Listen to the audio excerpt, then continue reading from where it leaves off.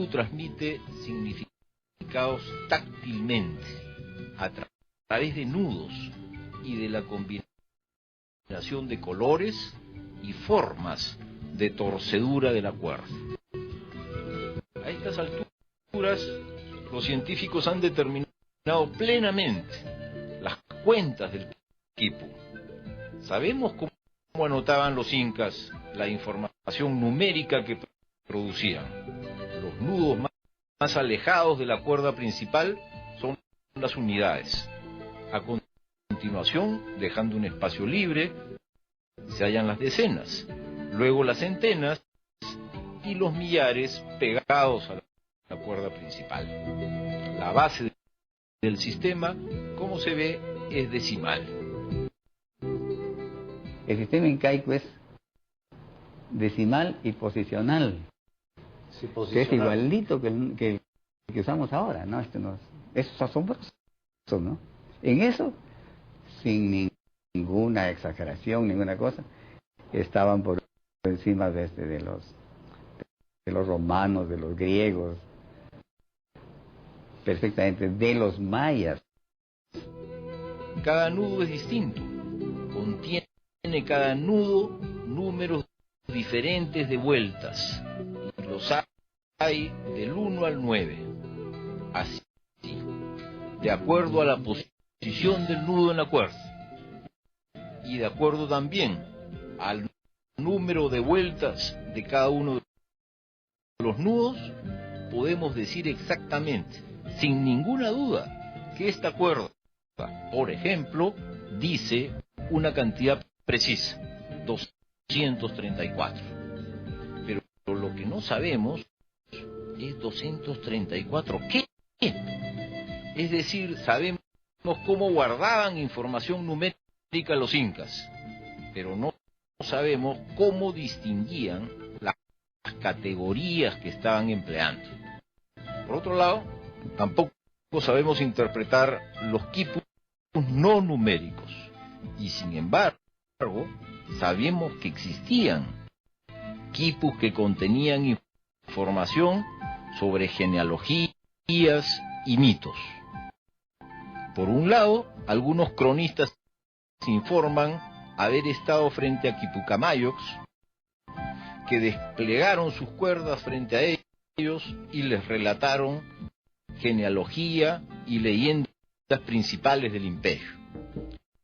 En las antiguas civilizaciones de Mesoamérica, la China, Mesopotamia y Egipto, se usaron sistemas de conservación de la información basados en grafemas o pintándolo en pergaminos.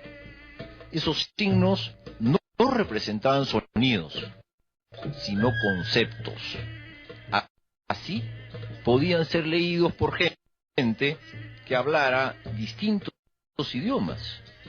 Por ejemplo, el signo de una casa podía ser entendido por alguien que hablara tanto quechua como aymara o yunga de la costa o cualquier dialecto de la selva.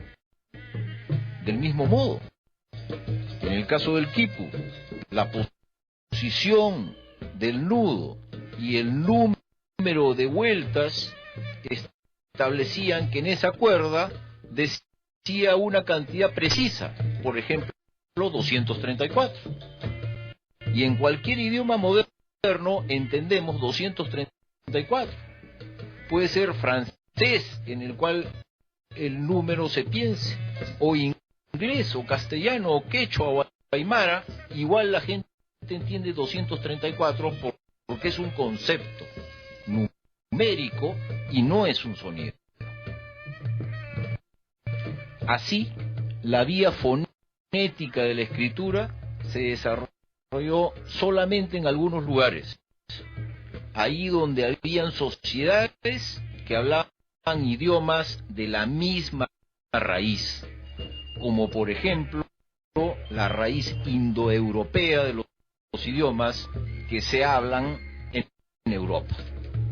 Como ellos compartían la raíz de sus lenguas, entonces su escritura fue fonética, y no obstante ser distinta, lograban entenderse, pero en aquellos territorios cercanos, donde habían sociedades que hablaban idiomas procedentes de varias raíces, se desarrolló la vía ideográfica de la escritura, porque permitía leer a gente distinta sin necesidad de traducción. De este modo, el quipu, además de las virtudes que ya le conocemos, poseía otra cualidad sobre la cual no se ha reflexionado extensamente. En efecto, el quipu contenía información que podía ser interpretada por quipucamayos que hablaran diferentes idiomas entre sí. Esos especialistas podían ser, por ejemplo, uno de idioma quechua y el otro de lengua aymara, y podían no entenderse oralmente entre sí, pero sí sabían exactamente qué decía el quipu y podían comunicarse con sus nudos sin necesidad de hablar entre ellos. Eso no lo logra ningún sistema moderno de escritura. El quipu no fue utilizado como un instrumento de cálculo, sino de registro de información numérica. Los cálculos se hacían con otro sistema.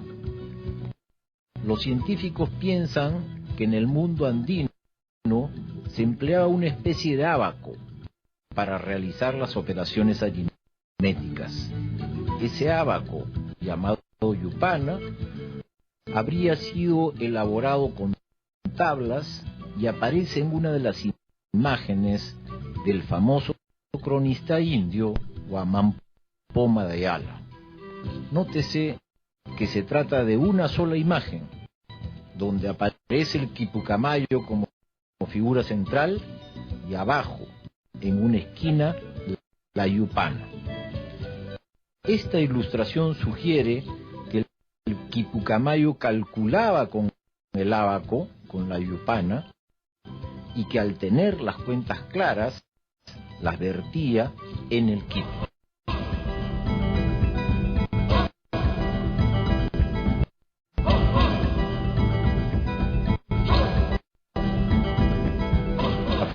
Afortunadamente han sobrevivido hasta nuestros días unos 700 a 800 quipus, de los cuales menos de la mitad se hallan en el Perú, casi una tercera parte.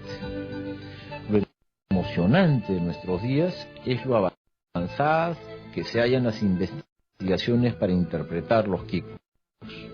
Dentro de poco se habrá terminado de entender y podremos saber qué decían los incas en su propia escritura.